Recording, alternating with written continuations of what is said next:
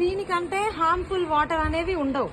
So అంత dangerous. ఇప్పుడు బ్యాక్టీరియాకి example గా మనం బెటాడిన్ తీసుకున్నాం, ఓకేనా. సో దీన్ని ఎలా క్లీన్ చేస్తుందో మీరు చూడండి.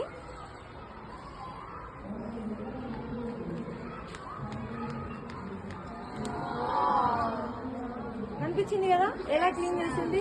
సో బ్యాక్టీరియాని కూడా ఈ చిప్ అనేది అలా చంపేస్తుంది. బ్యాక్టీరియా ఫామ్ అవ్వనివ్వదు ఫస్ట్ ఆఫ్ ఆల్, ఓకేనా.